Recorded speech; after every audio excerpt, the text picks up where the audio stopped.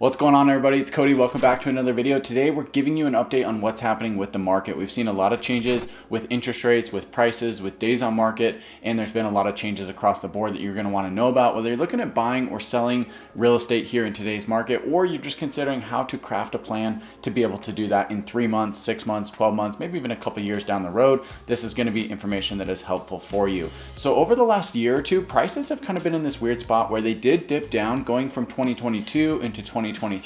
Prices came down a little bit and we saw the market kind of get a little bit stale. There hasn't been a lot of inventory. There hasn't been a lot of great options coming to the market. And for a lot of people, it seems like the options that are for sale on the market are incredibly overpriced for what you actually get. The market is in a very black or white situation right now where you have a lot of homes that are actually not very nice, at least for the price that they're asking for that particular home. Or you have a lot of homes that are really, really nice, very desirable, remodeled, have something unique about them, and they're selling within hours, right? So the market is very black or white. You've got some homes sitting on the market for months at a time. Other homes are still selling very, very quickly. So in this video, we're going to break down what that looks like, what the market's doing across the board. We're going to look at some counties specifically. We'll look at some different price points and just kind of give you an overview of what to expect if you're going out there and buying or selling in this market. As always, guys, if I can help you in any way, I want to be your trusted real estate resource of choice. Please call, text, or email me anytime. I love hearing from you guys. I've had hundreds of people reach out to me from the channel, from these videos just like this. So please call, text, or email if I can help you in any way. With that said, let's jump in my screen here and take a look at what's happening in the market. First off, we're going to take a look at interest rates. We're going to see what's happened with interest rates over the last couple of months. Back here in the winter is actually when we saw the most recent low interest rate in today's market, right? Rates were sitting at about 6.5%, which meant that with a local lender, you were looking about low 6% range. Typically, the numbers that you see here, the local lenders are going to be about a quarter to maybe a 0.5% lower than what you see on this chart right here. So we're looking at this blue line that keeps popping up right here. Back in December, we were at about 6.5%. We climbed up to about 7, maybe just 7.1 or so, came down a little bit, then went up to about 7.5% in April, came down, up, down, up, down. It's always up and down right there.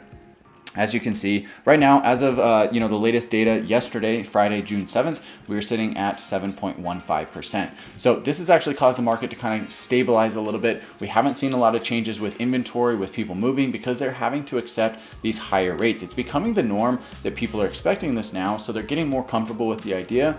But if we do see these interest rates come down, I don't know that we will, maybe a little bit, but not a lot. But if we see them come down to about the 6, let's say it gets down here to 6.75 or maybe even 6.5%, that could cause a huge boom in the market overall, and we might see a lot of buyer demand jump in, because now that means that you can get a better interest rate than what you got over the last 6 or 12 months, and that could cause a lot of people to say, okay, now's my chance, let's pull the trigger, let's get into something. So that's the first thing I want to start with. Let's take a look at the 15-year fixed rate real quick.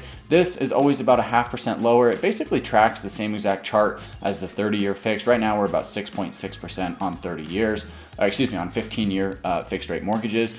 30-year FHA is about 6.55%. Again, this is a little bit lower, but there are some different things to consider with FHA. So at face value, it might look like a better deal, but it really just depends on your own individual situation. Taking a look at jumbo is going to be about the same, sitting at about 7.37%. So typically jumbo is a lot more expensive than your standard conforming 30-year mortgages, but jumbo is actually not that much more expensive in today's market.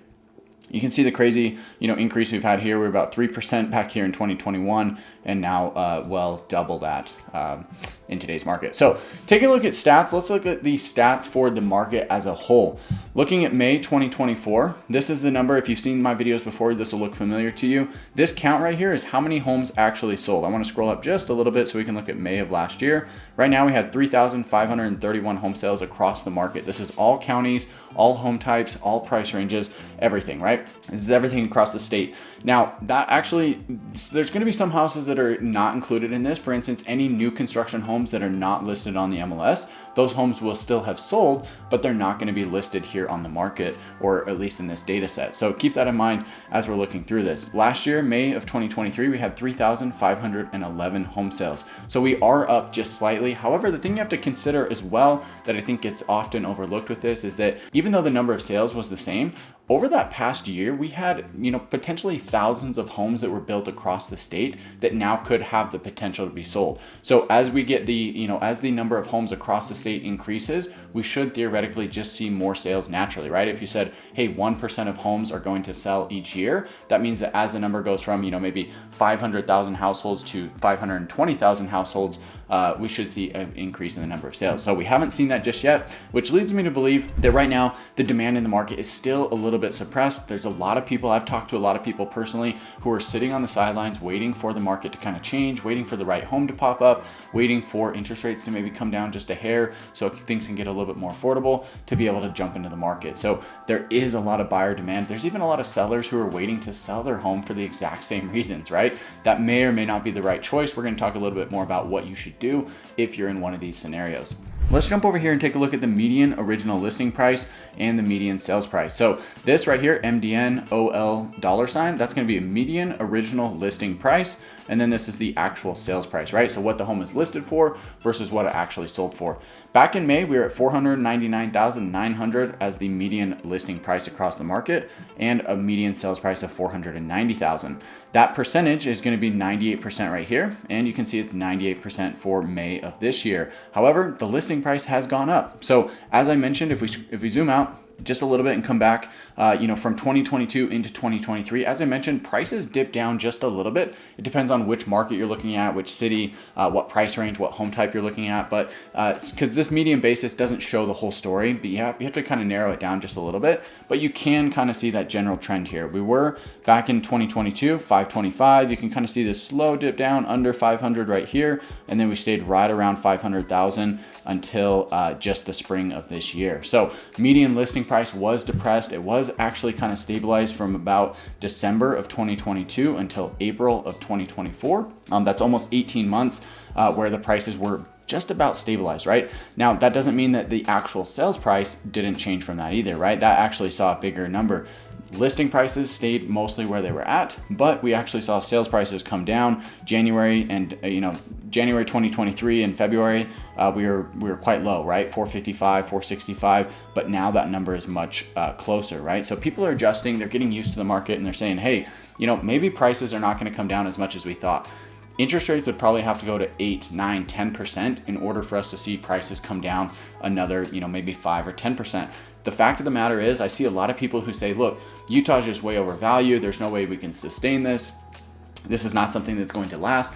And I'm not so sure about that. I actually think that Utah has an incredibly high amount of demand. There's a lot of people looking to move into the state. There's a lot of people who already live here, who are renting, who are looking at purchasing a home. And that buyer demand, there's going to be enough people who just make the decision to jump in, even at today's prices, that I think it's going to keep the prices elevated across the market. If prices do come down 5 or 10%, there's going to be more people who jump in, right? If all of a sudden prices are at 500,000 and they come down to 470 or 450, there's going to be more and more people who decide, okay, this $500,000 home was now 470. This $1 million home is now 920. I'm going to jump in, I'm going to purchase this, and that's going to prevent the market from coming down even further. So I think it's going to take something pretty catastrophic in order for the market here in Utah to change substantially from where it's at.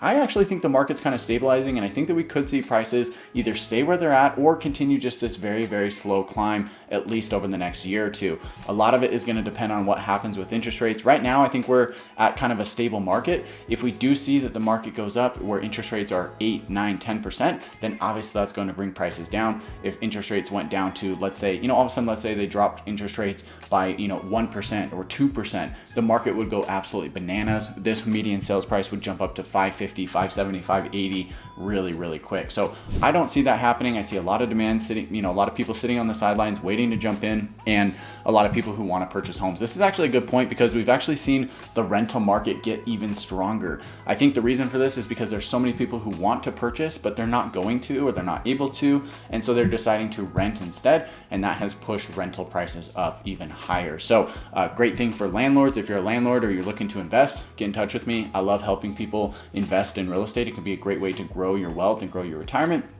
I'm personally a fan of it. I'm an investor myself. Of course, it's not for everybody.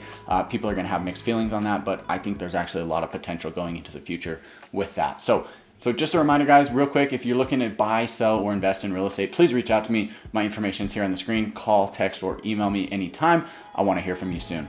With that said, let's jump back into my screen here and take a look at some more data and real quick, and then we'll jump into kind of some specific price ranges as well as areas across the board. So the median sales to original list price, we're sitting at 98%. This means that some homes, it's really hard to say because this is a median, right? This is not every single home. Some homes are going to be listed at a certain number and they're going to have multiple offers and sell for more than what they're listed for. Other homes are going to be listed way too high. They're going to go through a couple of price drops and come down and then sell for 5, 10, 15% less than what they were listed for. So it's kind of across the board.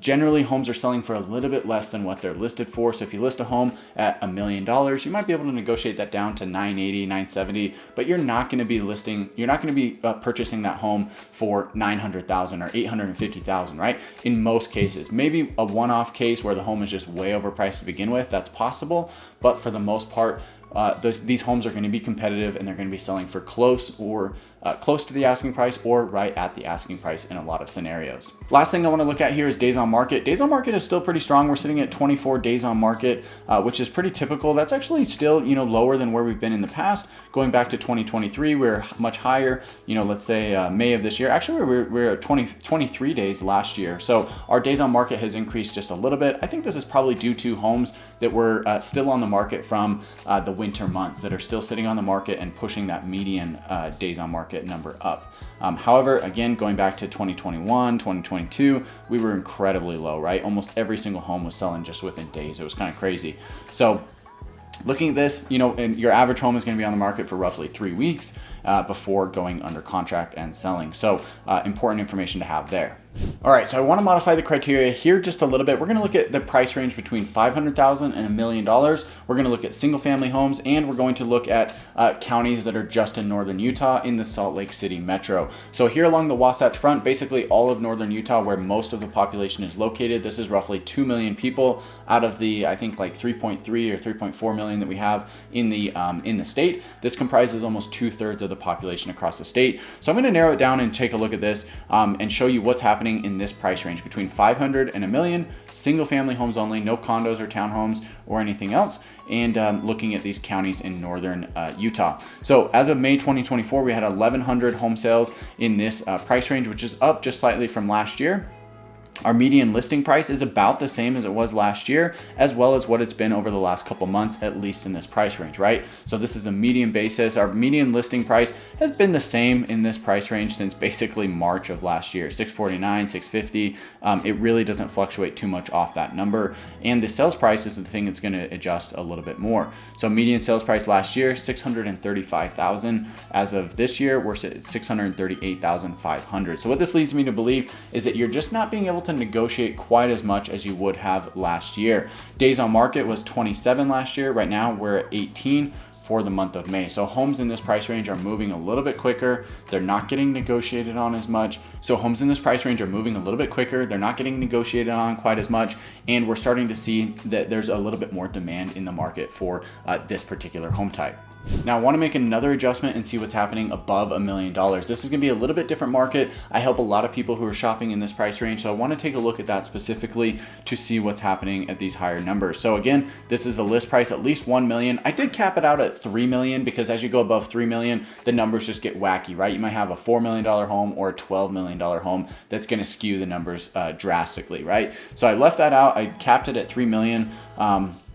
Because anything above that is just going to, really throw off the numbers. So as of this year, we had 177 home sales in May that sold in this particular criteria. Our median list price was 1.347. Right now we're at 1.375 with a median sales price of 1.3 million compared to 1.26 million. So again, in this price range, you can see that this number has increased quite a bit. If you were shopping for a home in this particular price range back in November, December, January, February, you were able to negotiate quite a bit, right? This ratio right here, I think, is one of the most important things. This percentage right here is one of the most important things when it comes to purchasing a home and knowing how much you can negotiate. If you're out there in the market, you're looking at purchasing a home, you need to have an agent on your side who knows what's going on in the market in these different price ranges. They see the homes, they know the market stats, they know how much you can negotiate on a home like this. Hopefully that can be me. I want to help you guys throughout that process. Even if it doesn't end up being me, make sure you've got somebody on your side who knows the market and does a handful of deals at least every single month in this price range to really know what you're looking for. So